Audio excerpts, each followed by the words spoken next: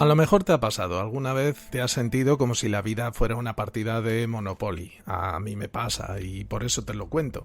De repente te das cuenta de que todos los hoteles ya están construidos y tú no puedes hacer otra cosa más que pasar por las calles y pagar, deseando llegar a la casilla de salida para cobrar otra vez tu sueldo y empezar otra vez a pagar y a pagar.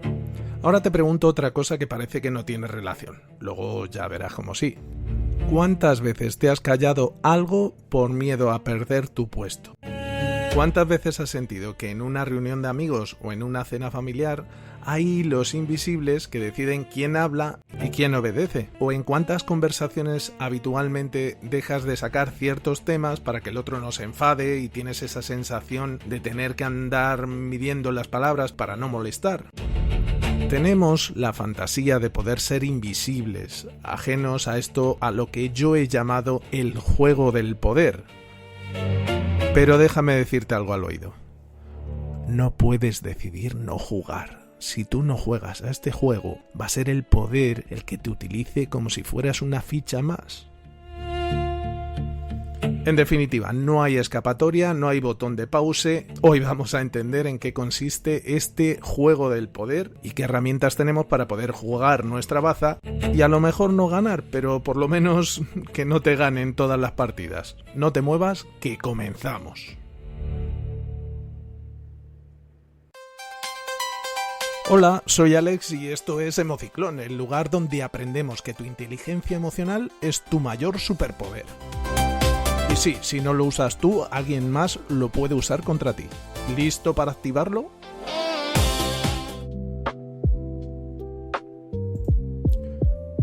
Pues hoy vamos a hablar de ese tablero invisible de ajedrez por el que nos movemos todos en nuestras relaciones. Y aquí no estoy hablando del poder que ostentan los políticos ni las grandes empresas, que también, pero bueno, voy a hablar de un poder más cotidiano, ese que ejerces tú con tus hijos o con tu vecina o con el panadero o con el médico. Por tanto, voy a definir el poder como esa capacidad de poder influir en los demás, ya sea de forma económica, por posición o simplemente por actitud. Recuerda, poder va a ser influir en los demás. Yo vengo del mundo de los videojuegos y para cualquiera que conozca un poco este mundo o el de los juegos de rol podrá hacerse una idea más o menos rápida de esto que te voy a explicar ahora.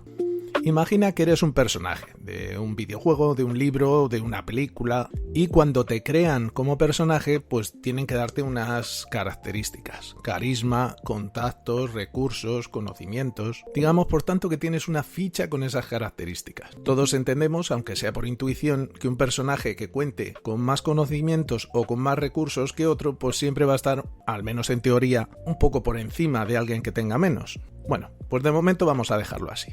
Tenemos el personaje creado, tu avatar, y ahora viene el problema. Socialmente nos han enseñado que buscar tener poder es de malas personas. Error. Primera trampa. Game over. Esta es la primera trampa que te deja fuera del juego. Al final el poder es una energía neutra, como la electricidad. Depende de cómo se use, pues puede iluminar una ciudad o electrocutar a alguien. La pregunta no es si quieres más poder, sino ¿qué vas a hacer con el poder que ya tienes? Y ahora, por otro lado, pues tenemos que definir el ego. ¿Y qué es el ego? Pues el ego, para entendernos, es esa identidad que construimos, ese personaje que mostramos al exterior. No es quién eres realmente, sino esa imagen que te has contado a ti mismo, ese personaje que proyectas al mundo para sentirte seguro, valioso o superior. En psicología lo vemos como un mecanismo de defensa que busca constantemente dos cosas: validación y control. Bueno, pues tenemos estos dos ingredientes, poder como influencia en los demás y ego como imagen mía que mando al mundo exterior. Pues si la vida es un juego de tablero, pues el ego sería ese jugador que se toma las reglas de forma personal, el que necesita que todos vean cuántas propiedades tiene y el que entra en pánico si alguien saca una carta que lo deja en evidencia. Entonces, ¿cuál es el rol de tu ego en el juego del poder? Pues en el tablero del poder, el ego actúa como motivación, pero al mismo tiempo también es tu mayor vulnerabilidad. Entonces, ¿qué hacemos? Pues podríamos decir que puedes tomar entre estas tres actitudes o formas de actuar con tu ego. Puedes utilizar el ego como motor si tienes hambre de estatus. Digamos que el poder es esa moneda del juego. Muchos quieren acumularla sin fin para intentar satisfacer su ego. Este ego no busca el poder para hacer algo, lo que sería un poder funcional, sino para ser alguien, que es un poder de estatus. En el juego pues va a ser el jugador que no solo quiere ganar, sino que quiere que los demás pierdan y además que lo reconozcan como el mejor. Después está el ego como ceguera. Aquí es donde ya el poder se vuelve peligroso. Cuando alguien tiene mucho poder, su ego suele inflarse tantísimo que puede generarle una sensación de invulnerabilidad, es decir, estar por encima de todo. Esta persona poderosa deja de escuchar consejos, ignora las amenazas y cree que las reglas pues ya no se aplican a él o a ella. Se cree que tiene toda la verdad. En el juego es el que deja de contar su dinero, de vigilar sus vulnerabilidades, porque cree que ya ha ganado la partida antes de tiempo. Y luego está el ego como reacción, esa herida narcisista. El poder pues se usa a menudo como un escudo para proteger un ego frágil. Si alguien te cuestiona o te lleva a la contraria, el ego lo interpreta como un ataque. La respuesta suele ser una demostración de fuerza desproporcionada para intentar restaurar esa imagen dañada. En el juego pues es esa persona que se enfada y da un golpe en la mesa cuando sale una mala carta en su contra. También podemos decir que se suele dar en personas con baja autoestima. Como siempre en psicología, todo esto tiene nombres y apellidos, así que hablaremos por tanto de la jerarquía de la dominancia. Toma ya palabrejo. Desde una perspectiva evolutiva, nuestro cerebro está buscando de forma inconsciente ver quién es el alfa o la persona dominante dentro de la sala para saber si estamos a salvo o si estamos en peligro. Y aquí entra en juego otro palabrejo, el sesgo de atribución. A todos nos pasa, a mí también. Cuando pienso en la palabra poder, la asocio a alguien malvado o manipulador. Quizás simplemente esas personas están gestionando mejor sus máscaras. Porque sí, amigos, amigas oyentes, el juego del poder requiere máscaras sociales. Lo que Carl Jung llamaba la persona. ¿Y qué pasa cuando crees que ese juego no va contigo? Pues que caes en una indefensión aprendida, es decir, crees que no puedes cambiar nada, te vuelves pasivo o pasiva, apático o apática y permites que el ego de otros, ese deseo insaciable de validación y control, se adueñe de tu espacio vital sin hacer nada.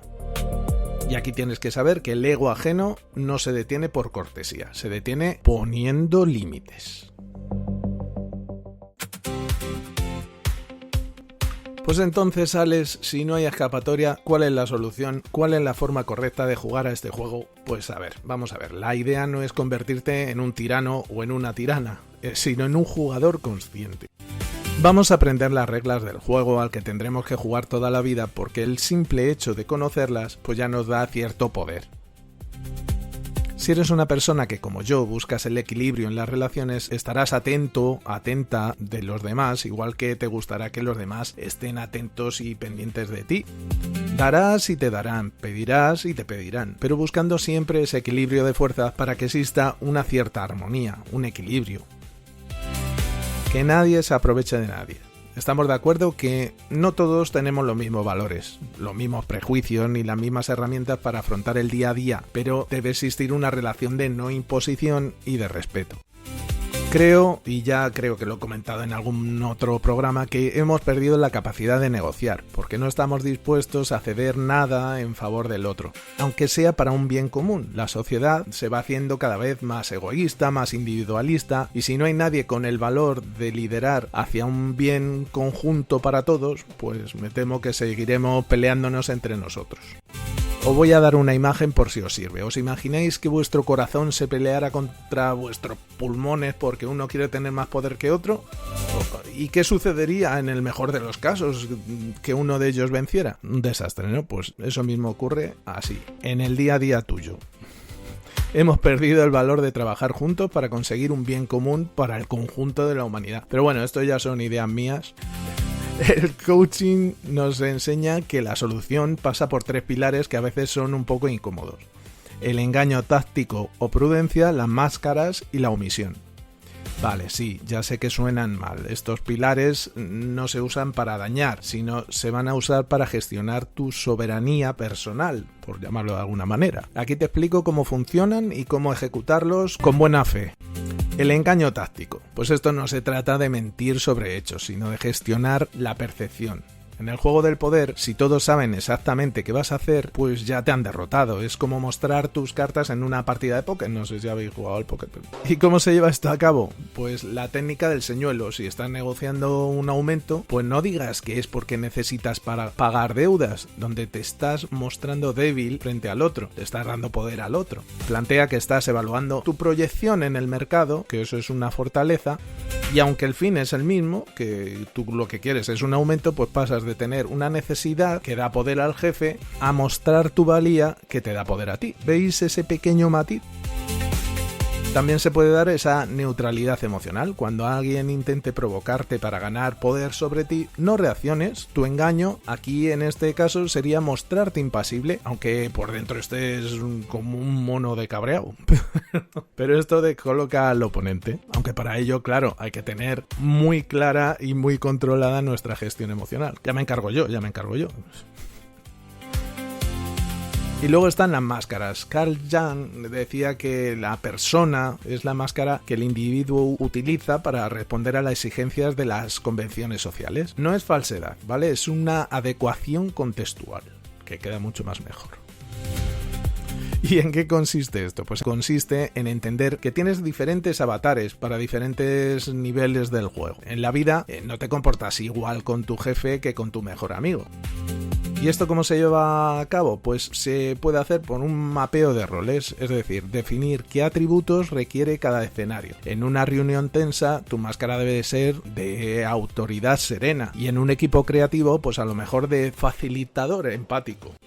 Y esto se tiene que hacer conscientemente, tienes que activarlo conscientemente. Antes de entrar a un lugar, haz una pausa de 10 segundos, pregúntate ¿qué versión de mí necesita esta situación hoy? Como si fueras un actor, ¿cuál es mi papel hoy? Visualiza esta máscara y póntela. Esto protegerá a tu verdadero yo de las críticas, porque lo que van a juzgar es esa máscara, no a ti.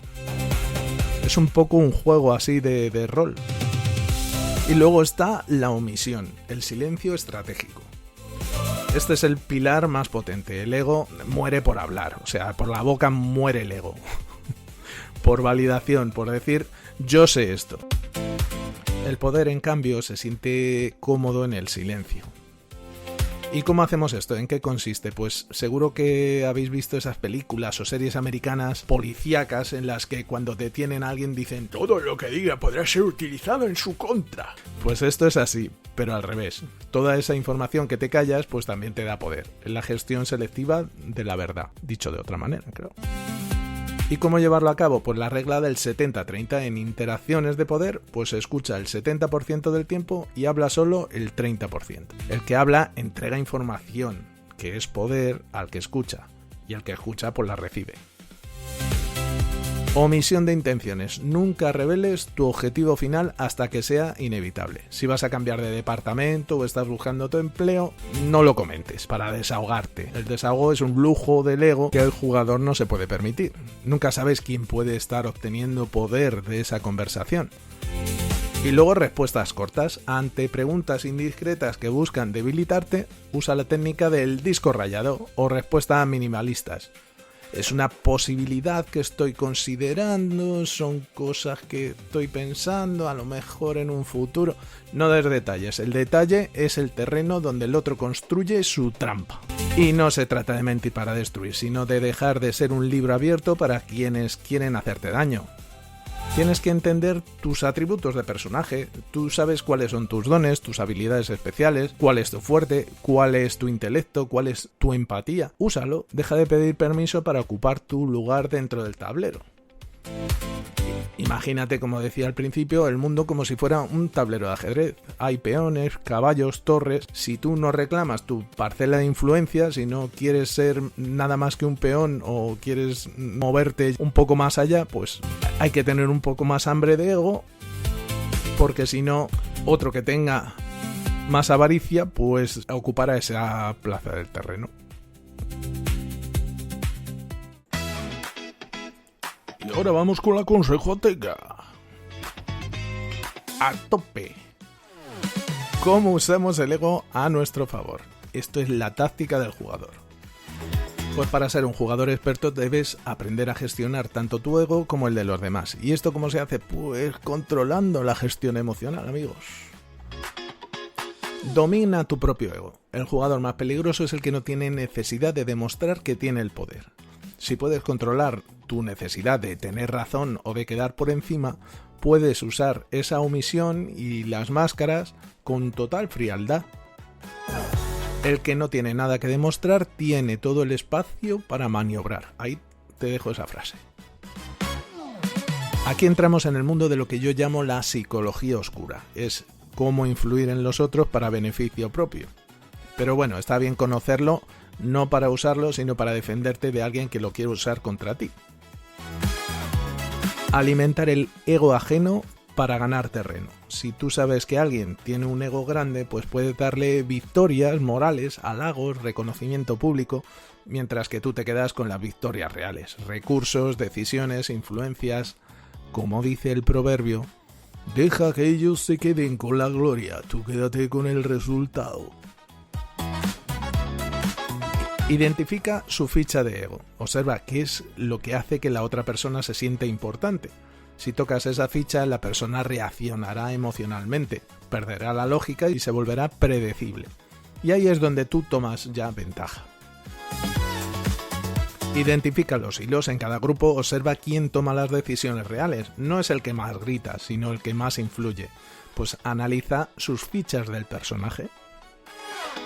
Y como ya hemos visto, pues gestiona tu información. No todo el mundo merece conocer tus planes. La omisión es una herramienta de protección. El silencio a veces es poder.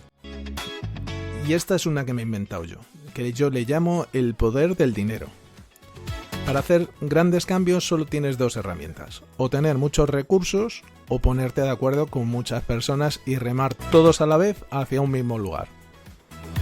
A mí hay una idea que me gusta pensar, que cada euro que doy a una empresa les estoy dando algo de poder.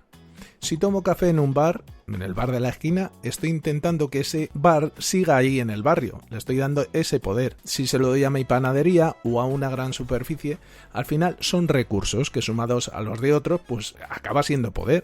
Así es que piensa a quién estás otorgando ese poder con tu dinero. Y en resumen, el juego del poder es inevitable. Podrá ser más o menos evidente, pero vivirá con nosotros toda la vida. Debemos ser conscientes de él, saber cómo funciona, aprender a usar nuestra máscara, nuestro ego, nuestra información y nuestra gestión emocional para que no nos dominen esos hilos. En definitiva, es una herramienta que te puede ayudar a sobrevivir o a vivir mejor, o al menos más conscientemente.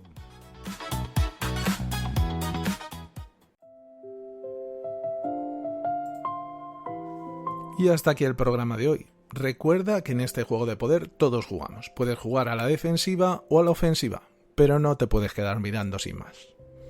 Bueno, en realidad sí que puedes. Como decía un viejo adagio de estrategia, el que es demasiado puro para el juego acaba siendo el premio de los que juegan. Así que tú verás. Yo que tú me ajustaría la armadura, revisaría mis fortalezas y mis debilidades y saldría ahí fuera a jugar tu mejor partida cada día. No tengas miedo de admitir que quieres tener influencia. Tener poder también es tener la capacidad de hacer el bien. Además, yo sé que tú eres una persona maravillosa y por eso te doy las gracias por existir.